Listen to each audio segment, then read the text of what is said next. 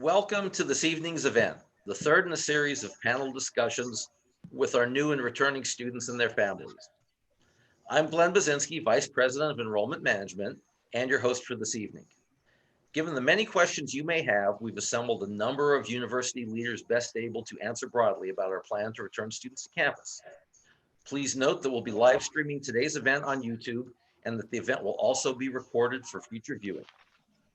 With me tonight are my colleagues, our president, Dr. Kathy Owens, Kit Foley, Vice President of Student Affairs, Dr. David Ream, Vice President of Academic Affairs, Mark Van Etten, Vice President of Finance and Administration, and Amy Lahart, Vice President of Mission Integration. First, I'd like to ask Dr. Owens to make some opening remarks. Thanks, Glenn. Good evening, Cougar families and students. As president of the university, I am so pleased to welcome you to the third in our series of webinars to answer your questions. And along with my vice president colleagues, we are ready to respond to topics that are of most interest to all of you. But before we begin our discussion, I do want to reiterate what I've said about our guiding principles that are driving all of our decisions here at the university. And I've mentioned this in previous webinars in case we have any repeaters here. You will have heard this before. But our first commitment here is to the health, safety, and well-being of our students, faculty, staff, and local community members. And second is our commitment to provide the best possible educational experience for all our students. How that is going to work may vary over time and over the semester and will depend upon the circumstances that unfold over the semester. But regardless, we are dedicated to providing students with an engaging and meaningful Cougar experience that they've come to expect, while simultaneously we acknowledge that this fall semester will be like no other. So with that said, and before I hand the mic back to Glenn, I do wish to encourage everyone, our students, family members out there, to remember the 3 W's, which include wear your mask, wash your hands, and watch your social distancing. And so, Glenn, with that said, I'm going to turn the virtual mic back to you. Thanks, Dr. Owens. Before we begin with our questions, a few points to emphasize in anticipation of our return to classes in just 9 days. First, I want to emphasize how critically important it is that you download and utilize daily our LifeSafe app. The app went live Friday and is already in use by hundreds of members of our community. We'd like you to download the app and start using it today if possible. You'll be able to find the link in the chat box or on our website. Secondly, we have named a team of 3 Cougar Care coordinators who collectively will manage our Cougar Care program. They are Donald Doc Stacknick, Assistant Athletic Director, Blake Brown, our social media strategist, and Paul Nardone, our Director of the Center for Adult and Continuing Education. They will take the lead of a team that will be focused on all of our care throughout the semester.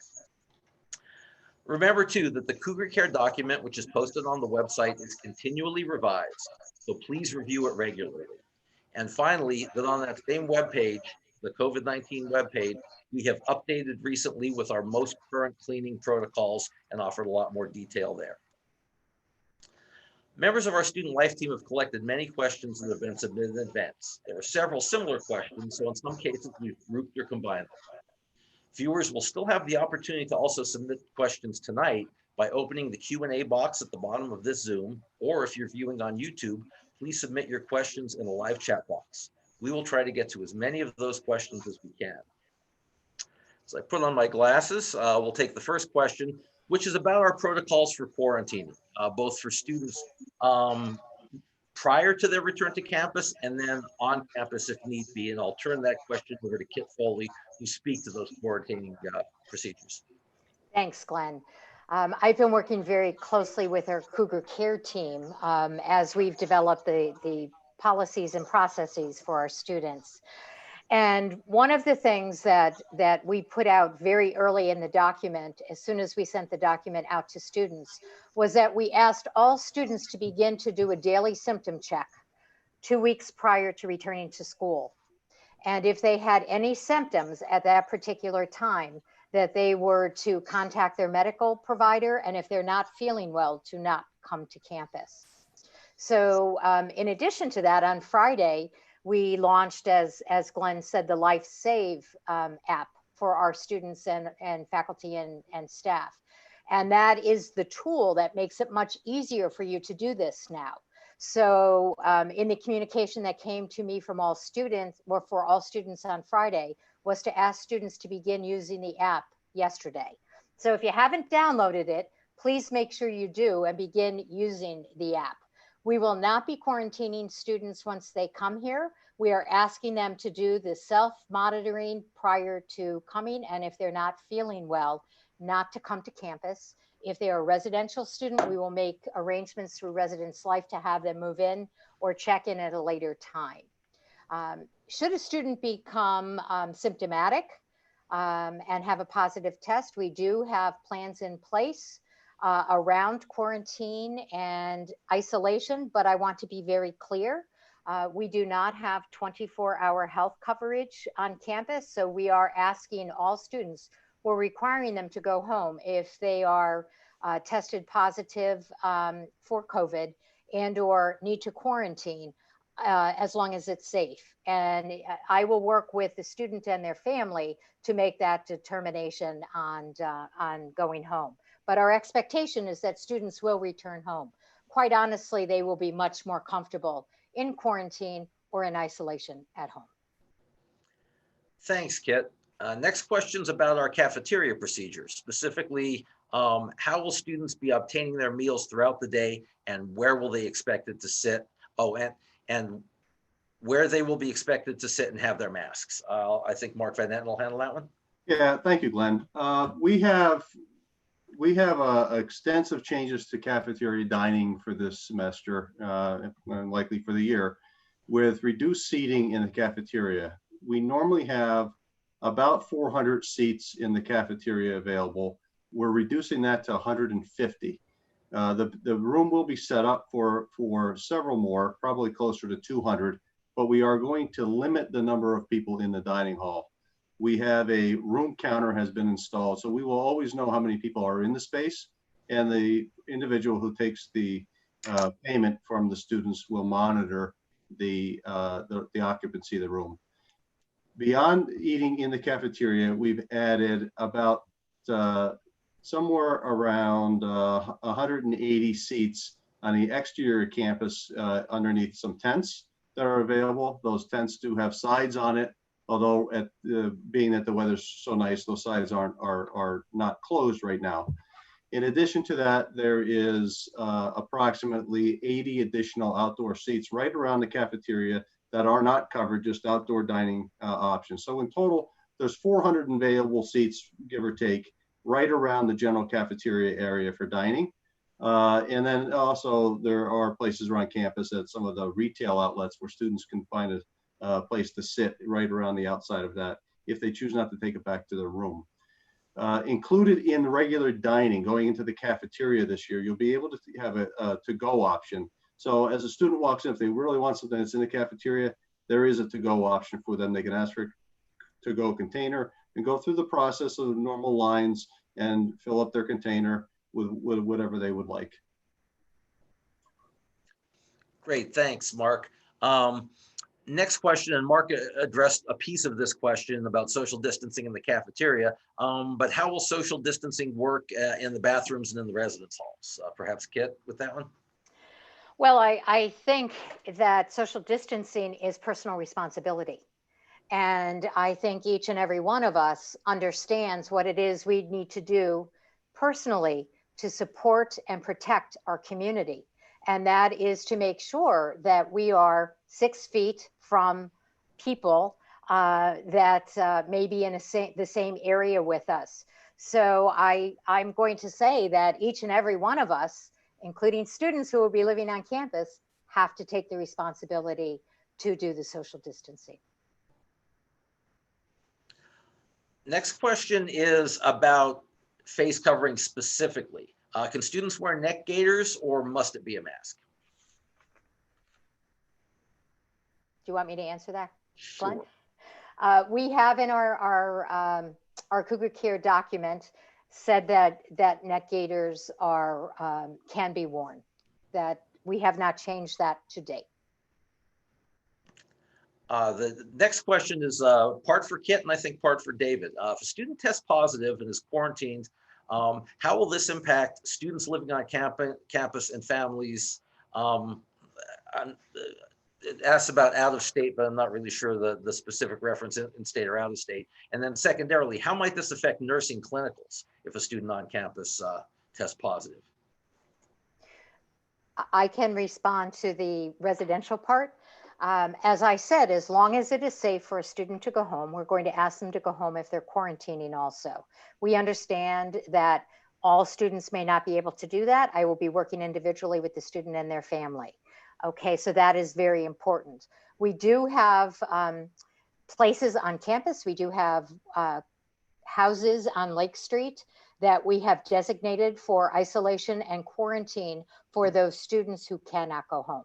So we will work very closely. I will be working very closely with the student who is isolated or quarantined to determine what their situation is. David, do you want to answer the academic piece? Absolutely.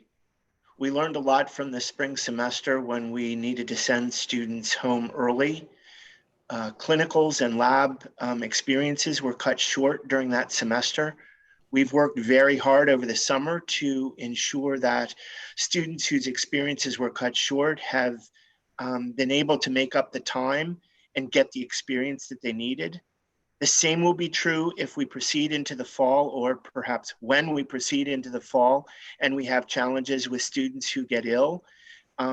This will be true with all clinicals and all lab experiences. We want to make sure that students get to the end of the semester able to do the things they need to do in order to move forward.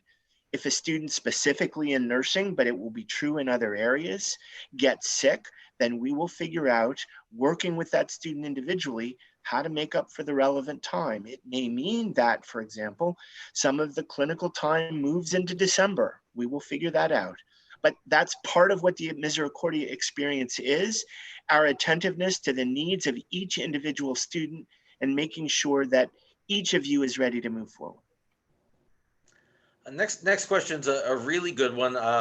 Two-part. Will students be permitted to visit other students in their individual residence hall rooms, specifically citing a student who is in an online class with a friend in the same residence hall, and can they participate in that class together from the same space? That's mine, I guess. It is. Yes, we will permit students to visit one another. They will, if a student goes to another student's room who doesn't live there, we will ask both to be masked and to maintain social distancing within the room, but they will be permitted to visit.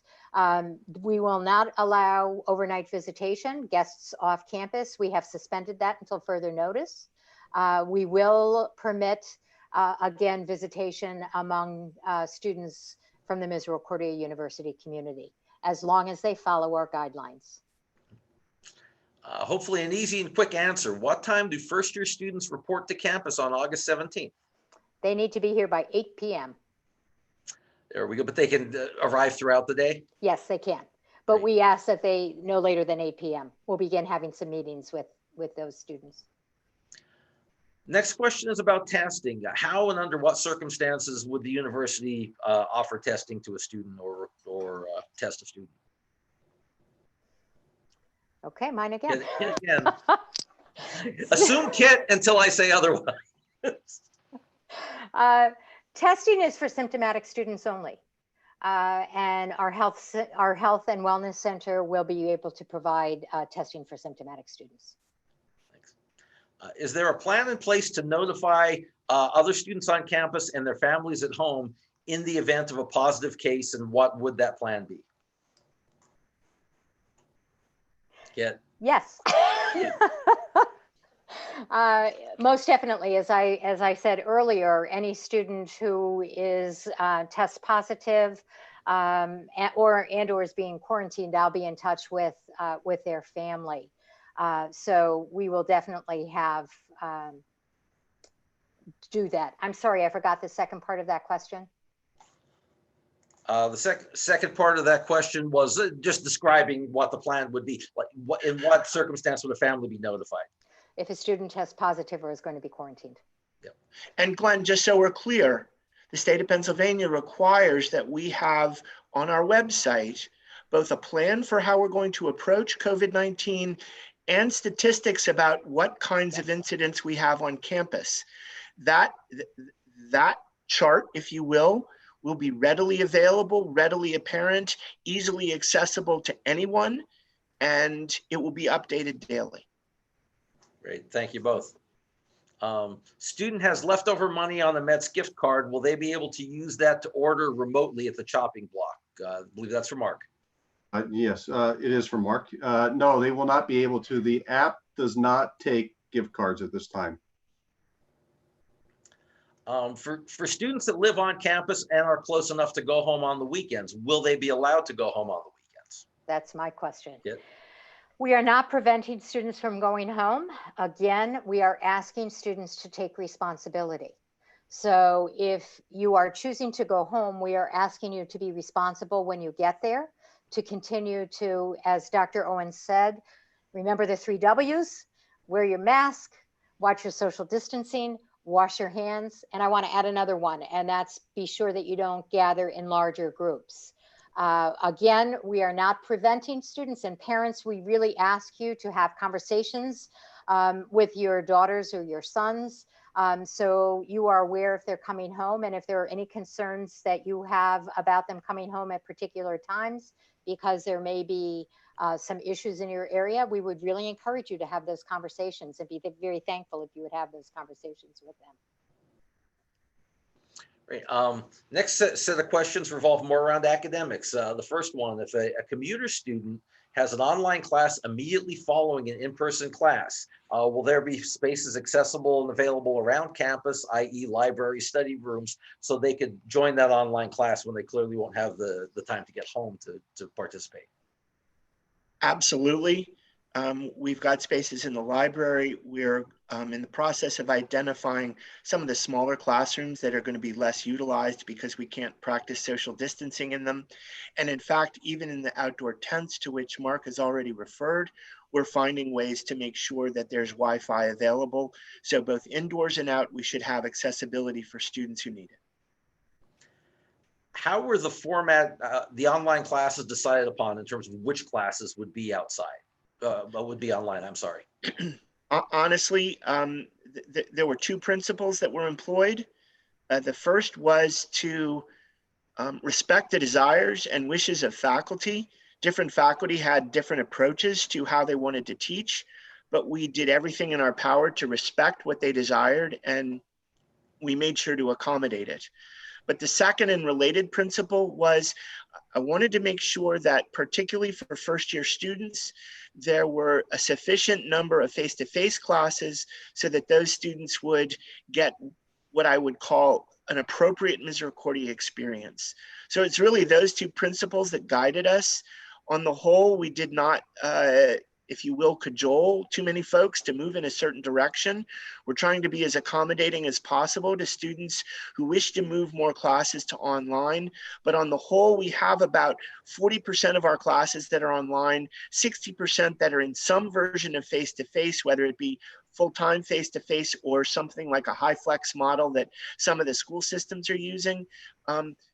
That's how the picture looks at this point. Next question or questions are about switching classes at this point. If a student has some classes online and some in person, can they change the rest of their classes to online and stay home for the semester? Or even if they don't, can they request that change to all online and stay home for the semester? So at this point, where the classes are going to be held or how the classes are going to be conducted is pretty set. So there's not flexibility there. Nevertheless, I've encouraged any student who wants to see about possible changes in schedule to reach out both to an advisor or to the registrar's office and see if there's a way to make those changes work. At this point, we cannot promise that that will work out for everyone, but we're certainly doing our best to accommodate wherever it's requested. One very specific question: will the campus ministry spring break trips remain for spring? Did you say spring break trips? Spring break trips for campus ministry specifically, the service trips. I'll take that one. Like, In terms of any kind of traveling, because of the requirements and the restrictions for travels, most likely those trips will not be going. And more broadly, we're not doing foreign study for the entirety of the 2021 academic year. We're limiting travel for all members of the community. So this is not just a matter of campus ministry or one area or another. This is everyone, including employees, faculty, etc. exactly. When you think from my role in enrollment, a normal fall would be admissions recruiters traveling to your high schools and all over the country to work with students. All those visits will be done remotely now. So it's, as David said, it is a university-wide initiative to keep our community as safe and together as we possibly can. Yeah. The next question is one that was asked in some form at each of the prior two events. Philosophically, why does the university feel it appropriate / important to bring students back on campus when some other universities have not made the same choice? I'll start, although the president may want to do, this is a presidential question ultimately. So I respect my boss there. You're muted. Yeah, why don't you start and then I'll piggyback on your answer. Totally fair. I would say fundamentally, this decision has been grounded in mission. It's what students want, it's what faculty want, and it's the way we think about higher education as a community. That it's in the face-to-face, person-to-person interaction that human beings are transformed and we grow into the best versions of ourselves. For me, that's the short and best answer. Yeah, and I would just piggyback on that. We're very much aware of our wish to meet the needs of our teaching learning community, and we are following all of the guidelines by various agencies, whether it's the Pennsylvania Department of Health, the Center for Disease Control, the NCAA, the Department of Education, and we have taken great strides in making all the recommended changes for our classroom facilities. We are following the science in making our decisions. We are ready to begin the semester, but we're also ready to pivot. If we need to pivot and move things online, we will do that. We are committed to delivering our academic program in support of our academic mission, and our faculty have been working tirelessly throughout the summer to develop their courses such that they can deliver face-to-face or hybrid, but if necessary, make a change. Additionally, our plant services and cleaning staff have done a yeoman's job in getting our campus ready, but we recognize the need to be able to move at a minute's notice, and we'll do so if necessary. Thank you both. Next question is for Mark Van Etten, and it's regarding the university's choice to implement a tuition increase this year in particular. Yeah, thanks, Glenn. The university, the way the pricing gets set, we establish our pricing about a year ahead of time. So right now is the time that we're starting to talk about tuition and fees for next fiscal year, and that's due to the timeline of when the FAFSA comes out. So the increase that we have this year is minimal. It's about 2.5% roughly for a resident student, and it's really just I think a matter of timing that we had timed it, or the timing that we set our tuition was pre-COVID. Really, in the United States, there was none of what we're seeing today was on the horizon at the time. And so we certainly are attentive to students' thoughts on tuition, but it is set early, and it is also reflective in how we develop our scholarship matrix. So scholarships do change as we do change our tuition rates. Right, both need and merit-based aid is looked at in the context of each year and each tuition and room and board pricing. So as Mark said, other university adjustments are part of that pricing.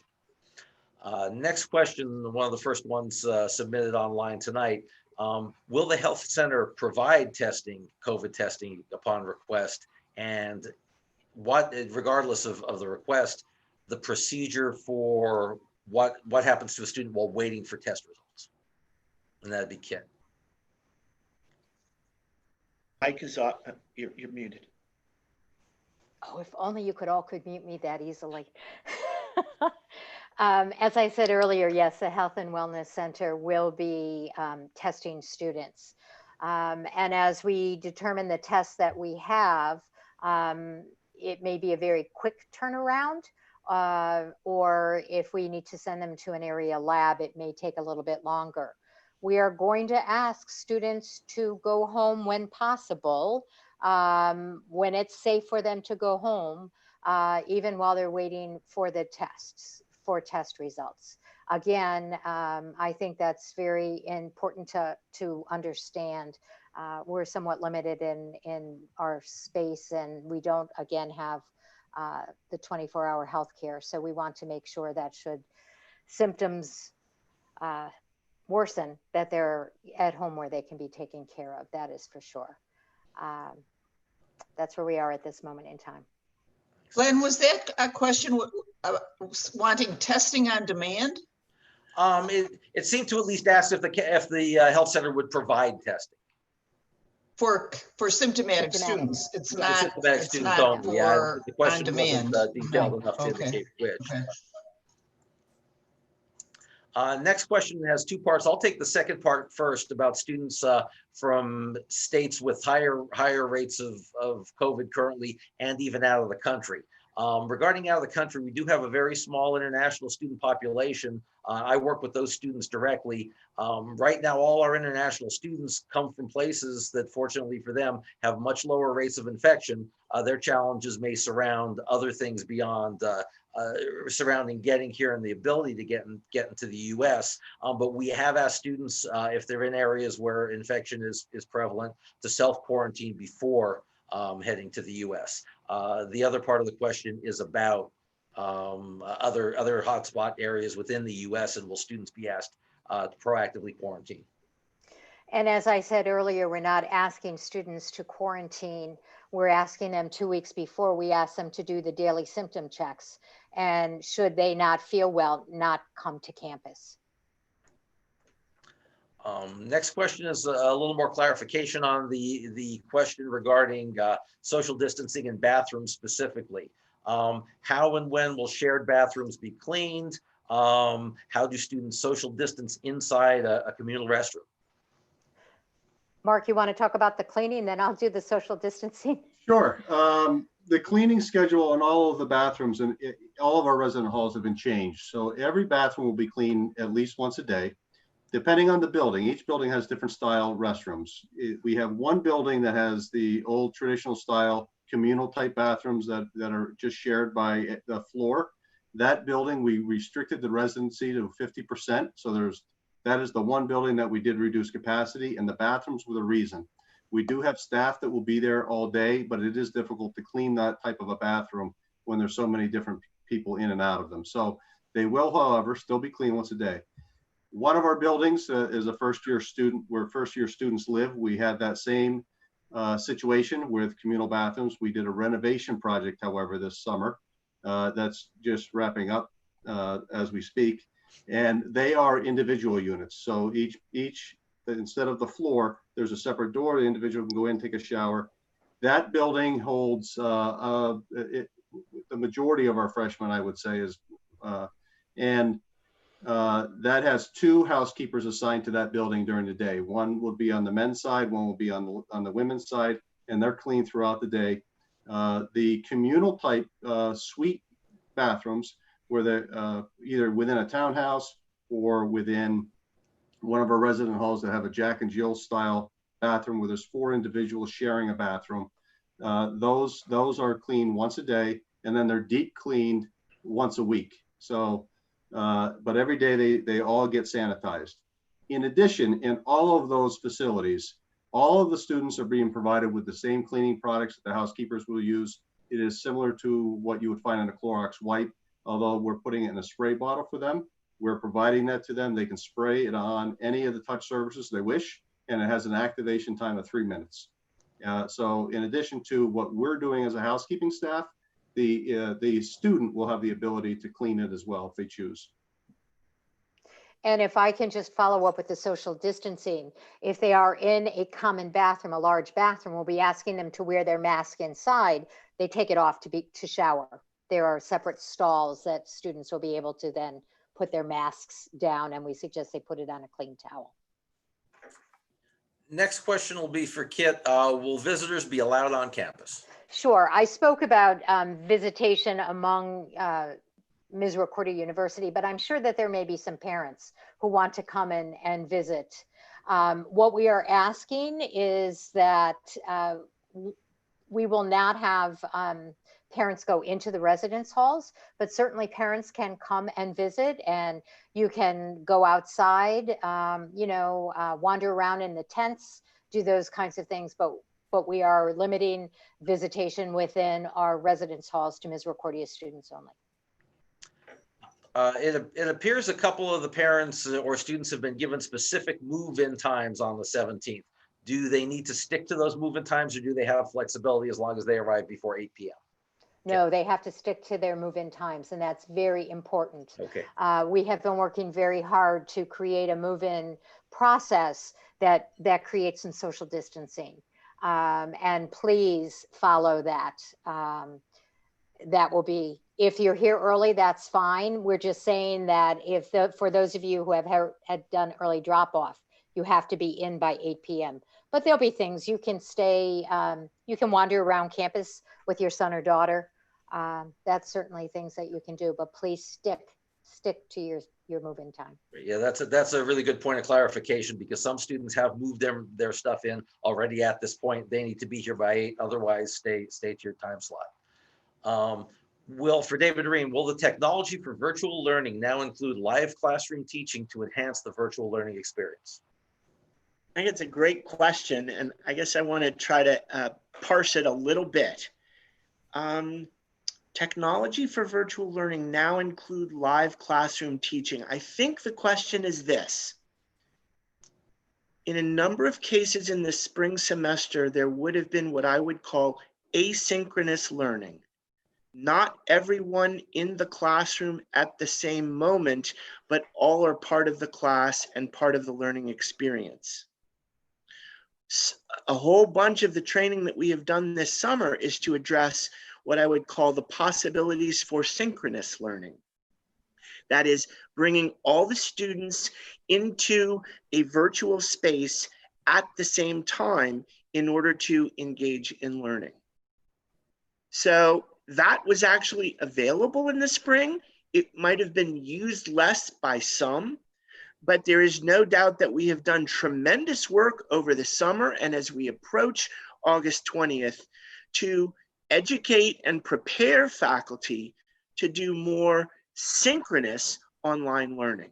So it's not that the technology wasn't available, it's that there are these different styles of online or virtual learning, and we are making sure to fully educate faculty about the possibilities that they have. I'll take it one step further, Glenn, and that's to say, we are so attentive to the fact that we are confident that there will be students who will be sick at some point in the fall, that we are trying to make sure that the classroom setting, whether it be in person or synchronous in a virtual sense, get recorded so that a student who's unable to attend on a particular day at a particular time still has access to that classroom experience. That's the kind of learning that we've done over the last several months, and that I think will put us in a better position as we head to August 20th and beyond. Next question is one I'll sort of encapsulate by the question about whether first-year students will be allowed cars on campus. Typical stance is no, but there are some conversations around that, and I'll turn that over to Kit to answer specifically. Right. Occasionally a student has a special request. All those have to come through my office. And then we work very closely with campus safety on those decisions. So if there is a special request, it comes to me, and we then get back to you and let you know exactly what it is you need to do in order to see if we can approve it. Next question is regarding students who live off campus. And I suspect they mean students who are not living at home, but rather living in an off-campus apartment.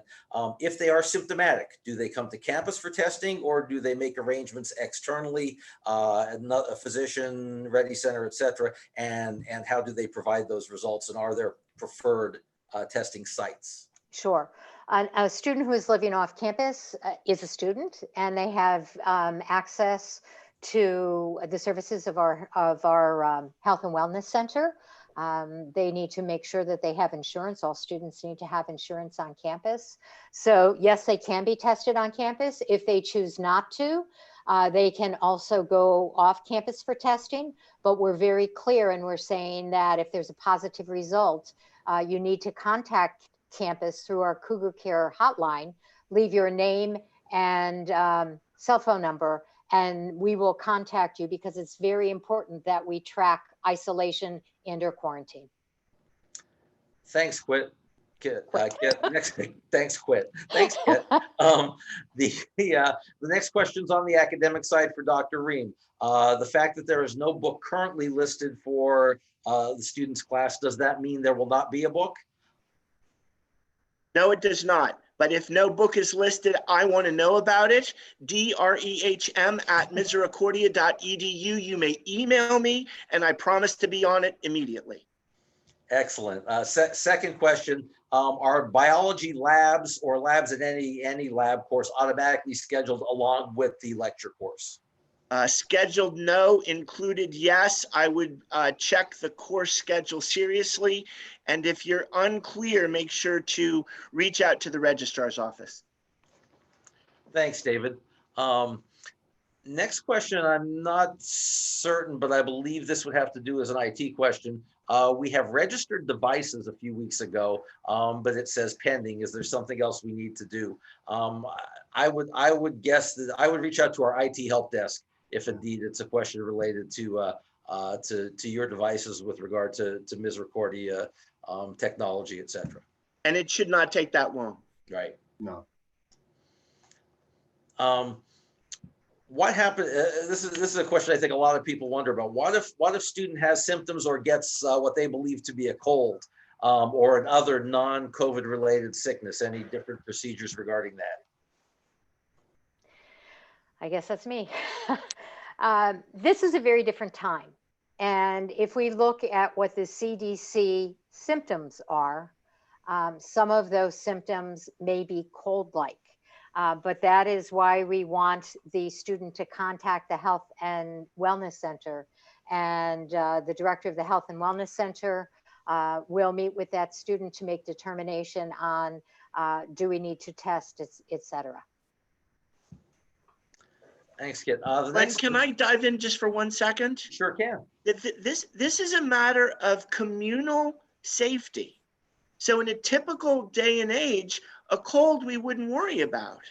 But if the cold potentially has symptoms that look like COVID-19, then we're simply asking for a day or two of taking good care. If the symptoms are no longer there, if you've called your health provider and things are good, it's fine to come back as long as there are no symptoms.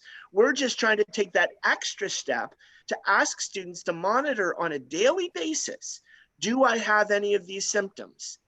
If the answer is yes, then let's take the extra step of being really, really careful and holding back about coming to campus. If it goes away, we're good to go. Thanks, David. This is a good point again to emphasize downloading the app and using the app daily.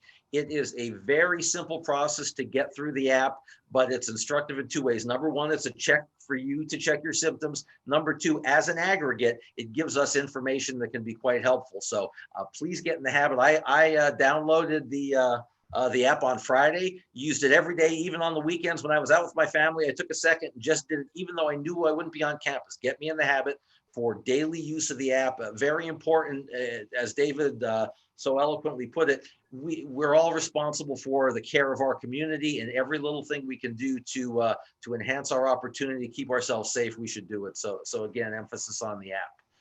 Let me jump in there. Somebody did put in, what is the app called again? So if you could just remind them where they can find it.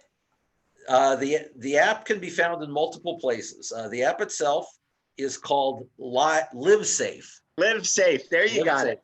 There we go. And it's listed. Blake just listed it. Yeah, you can download it from the App Store, and it's listed within the chat. You can also find it on the COVID-19 website. So download it, use it. Next question is about, I believe it's related specific to athletic teams. How is athletic training taking place in the weight rooms, locker rooms? Are there occupancy limits, signups, et cetera? We'll leave that one to Kit. Yeah, thank you, Glenn. Athletics has been working very, very hard to make those determinations. They will be using guidelines from the NCAA, and there's very specific guidelines coming down from the NCAA. And they've been working, there is a doctor from Geisinger that is attached to our athletic department, and our athletic trainers are from Geisinger. So throughout the summer, they have been working very closely and very carefully to develop the protocols that will be in place for student athletes when they return. It will involve occupancy, it will involve cleaning, it will involve masking, social distancing, lots of different things. But please know that athletics will be taking very much into account everything that the NCAA requires, as well as our doc with Geisinger. Next question is for Mark. Will parents be allowed in the bookstore? They will. The bookstore will be open. It's open both online and in person. So when you come to campus, certainly pay a visit. All the same safety protocols that you'd find at any other store that might be open in your community. The marked off 6 feet spaces, the mask requirements, the interaction with our staff will be similar to any other retail outlet. Will we be sending students home who are ill and test for the flu? Very important question, as we know the confluence of COVID and the flu this fall. So Kit. Yes, we have always sent students home with the flu. That is our regular protocol. And it has been very successful for us. And that is one of the reasons why we have made the decision also to send students with COVID home. If you're having difficulty registering your devices, can you do it when you're on campus? I can answer that one. Yes. The IT help desk can assist you with that. They are there to assist students with all sorts of technical issues, and that's one of the most common ones, making sure your devices are synced with our Misericordia systems. Could Dr. Ream please repeat his email address? I'll do that for him. It's drehm, D-R-E-H-M @misericordia.edu. Next question, if you've already moved in, how early can you arrive on the 17th? I believe 8 a.m. Is that correct, Kit? I'm just taking over now. Sure. If you want to arrive at 8 a.m., I'm not sure you really want to arrive that early. But remember, when if students have dropped off their belongings, it will be the student that can go into the residence hall that day, because we will still be moving, families and students will still be moving in that day.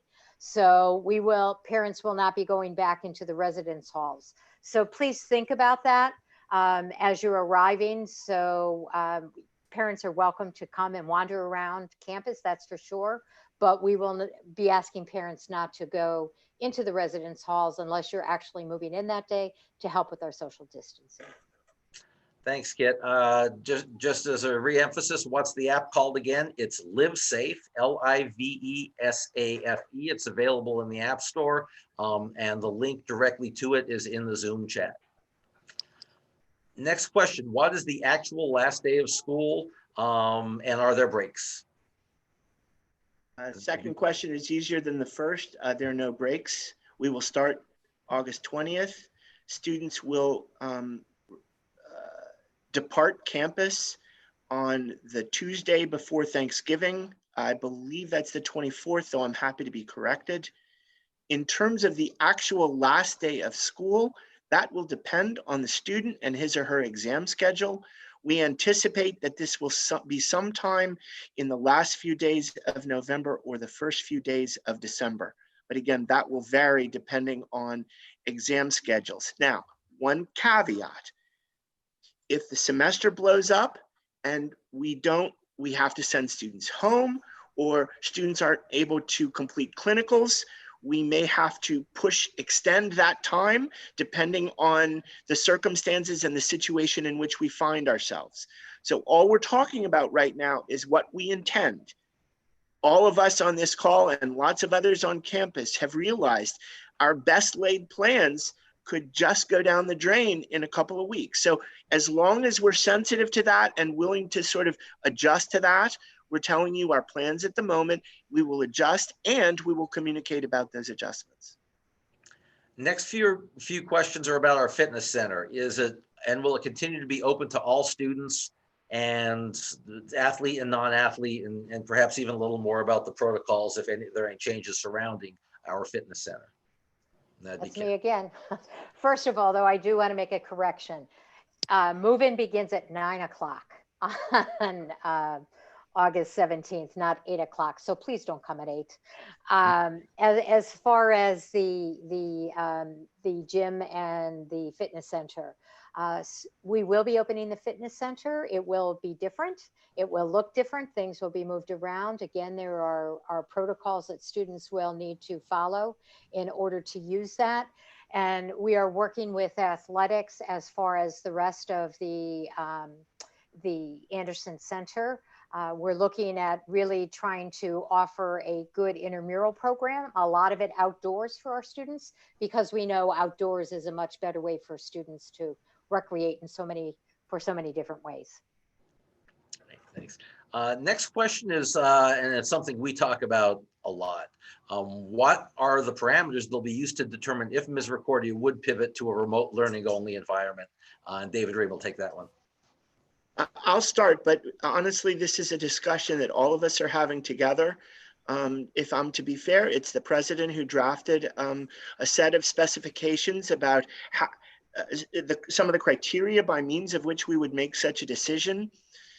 Broadly speaking, we're going to be sensitive to what I'll call the state environment, the regional environment, as well as the community environment. And all of those will play a factor here. Obviously, if the governor of Pennsylvania declares something, then we have to be attentive. But we also have to be attentive to the specific circumstances that are arising in our community and be as responsive as we can accordingly. To try to draw some hard and fast lines from my perspective, and I think from the others, is not the right approach. Everything's got to be nuanced and sensitive to the circumstances in which we're finding the challenges. So that would be an initial response. It's something we think about a lot. One point I always make, in Luzerne County, for those that aren't overly familiar with this immediate county, it's a fairly populous county, but we are in a far corner of that county. So oftentimes when county numbers are aggregated, they may be in a geography that's 30 to 40 minutes away from this campus. We're much closer to other county borders than we are to our own southern border in the county, or even in some cases to the largest city in the county, Wilkes-Barre. So we look not only at county numbers, state numbers, but really look at our local community and our internal community as one of many one of many considerations that we're making. I can't even speak to the number of hours per day that members of this group meet to have these kind of discussions. It's a constant monitoring of circumstances. And Kathy may have a response as well. Well, I would just add that as Dr. Reams said, we have a set of looking at certain triggers, and we know that we're not looking for a set number of cases.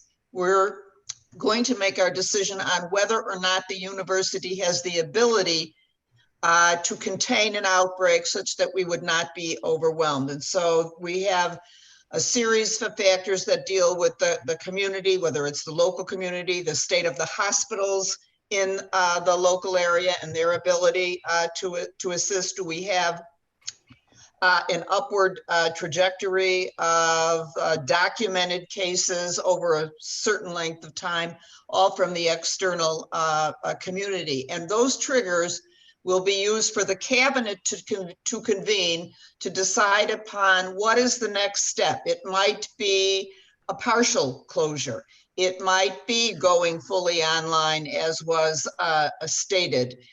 It might be closing a certain floor on a residence hall. So we have a variety of actions that we will be looking at depending on the circumstances, but we are prepared as circumstances evolve to convene and make decisions that will move to the next step of the semester. Thanks, Dr. Rhodes. One quick thing to add to that is when we sent the students home in March of last year, earlier this year to now, the state's guidance on how higher education institutions respond has evolved significantly. So we have a greater amount of guidance about how universities in Pennsylvania should conduct these decisions than we did back in March.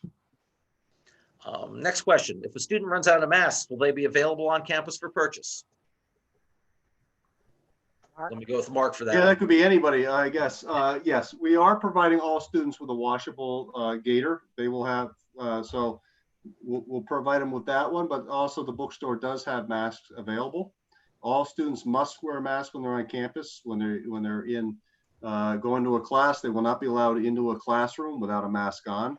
If they were to show up, they would be sent back to get a mask. If they are a commuting student, they could go to campus safety and we'll provide them with a disposable mask.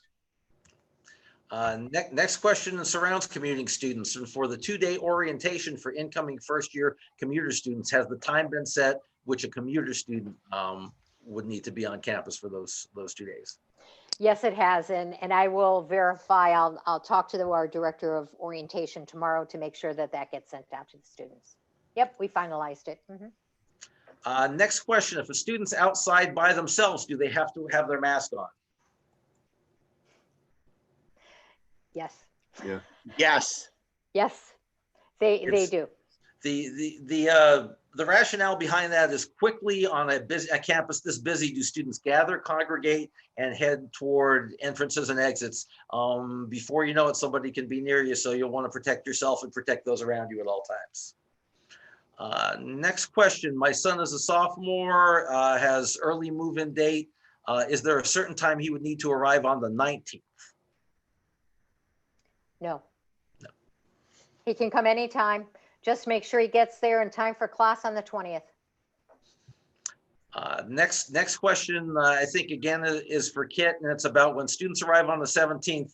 Are there organized activities throughout those days, including the receiving of IDs, etc.? Yes, they will be busy. There is an orientation program planned in small groups. It's very important that they attend the orientation program. We will be really doing a lot of things to acclimate them to our university community and to higher education. So it's very, very important that they're here, even for simply to understand how to move around campus. You know, things are a little bit different, the upstairs and the downstairs, things of that sort. So part of that will be understanding what that is. And believe it or not, that's an important part for first-year students. They always want to know how to get to their first class if it's face-to-face. And regarding the ID card specifically, students will be issued their ID cards during that orientation period. Next question, when students leave to go home at the end of this semester in late November, will they need to clean out their rooms and take everything with them, or can they leave their stuff in their rooms for spring semester? We hope they don't have to take everything home with them. traditionally, students would keep their things in their room for the whole academic year. Thanks. Do we have handy the first date of the spring semester? Anybody have the campus calendar? 16, 17, somewhere in there of January. Monday, the 18th. Thank you. Question regarding specific cleanliness and health concerns around sinks and communal bathrooms, cleaning protocols, how we manage that, what advice we give students. Well, again, in the resident halls, we talked about that they're going to be, the students themselves will have cleaning product as well as an increased effort within the housekeeping staff. In all other areas, all other buildings that are just general for anyone's use, housekeeping staff is being redeployed in those areas as well. So all of those high touch areas and facilities will be cleaned much more frequently than previously. We've redeployed their efforts from doing things that they would normally be doing during the day, such as cleaning hallways and things. And during the day when the campus is populated, they will be attending to those areas. Glenn, can I dive in? Sure, David. Just a small comment, but it's so important. It's not just what we will do for students, it's also what students will do for the community.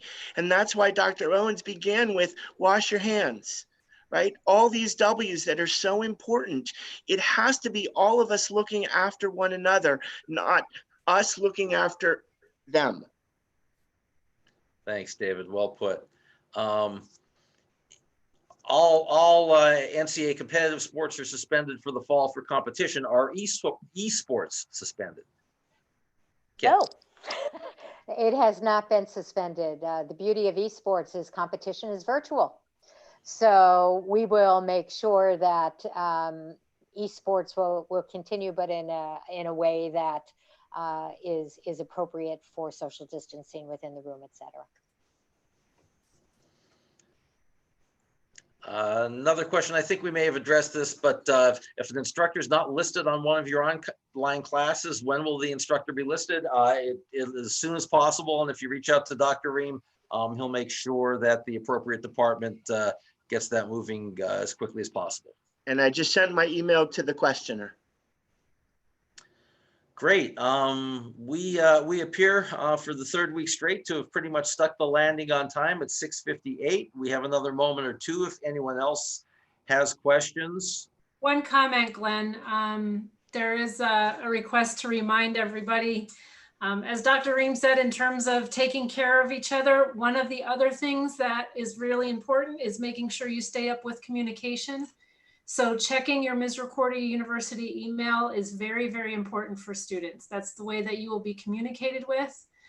We recognize that you're transitioning from Gmails and those kinds of things, but everybody should have their Misericordia email address, and please check that very, very regularly.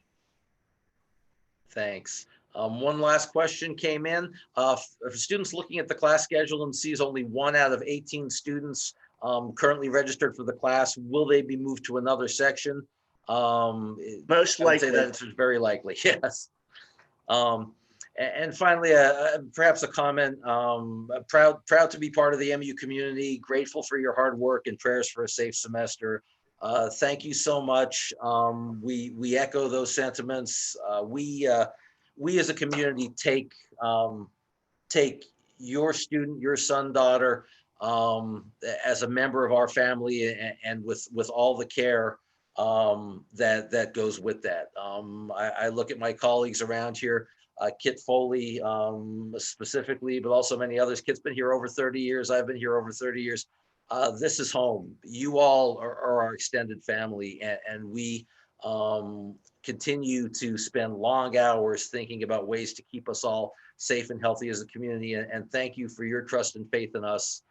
We look forward to a wonderful semester together. It'll certainly be different than ever before, but all of us together can keep all of ourselves safe, healthy, and keep this community vibrant and thriving. So thank you all for your engagement this evening. Please know that we will continue to be here to answer any questions, hear any concerns you all may have.